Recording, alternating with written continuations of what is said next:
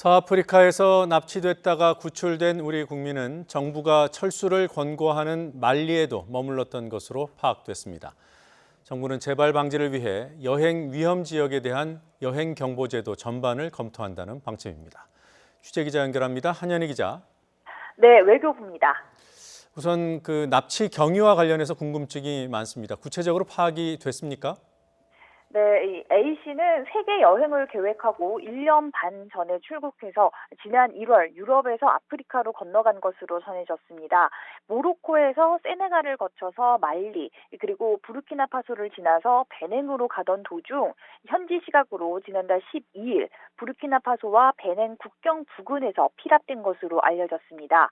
국경 부근에서 버스를 타고 베냉으로 이동하던 중에 무장 괴한이 버스를 습격해서 A씨와 또 함께 있던 미국인 여성을 납치했다는 건데요.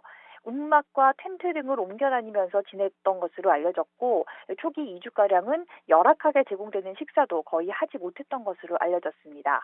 일단 A씨는 지금 현재 건강 상태는 양호한 것으로 파악됐고 심리검사 진행 결과 특이사항이 없을 경우 오늘 퇴원이 가능한 상황입니다.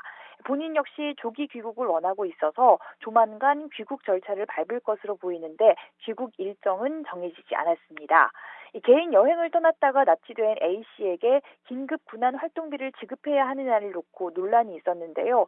보통 무자력 상태이거나 연고자가 없는 경우 등에 지급하게 되는데 A씨의 경우 이런 사항에 해당되지 않는 것으로 보이지만 더 정밀한 것은 검토해보겠다고 외교부 당국자는 설명했습니다. 위험 지역이라고 경고한 곳을 여행하다가 납치된 부분에 대해서도 지적이 나오고 있습니다. 정부가 이 실효성 있는 추가 조치를 준비하고 있는지요?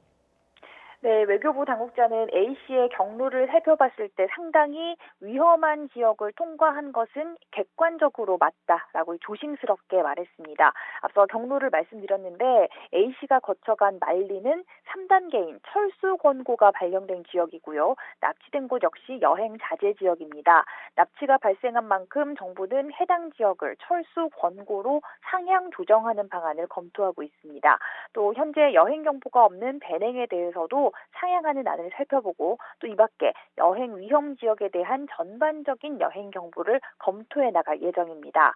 그런데 현행 여권법에 따라서 여행 금지가 발령된 지역을 허가 없이 방문할 때는 형사처벌이 가능하지만 철수 권고나 여행 자제 지역을 여행하는 것에 대해서는 정부가 따로 강제 조치를 취할 수 없습니다. 위험에 노출되지 않기 위해서는 스스로 주의할 필요가 있는데요.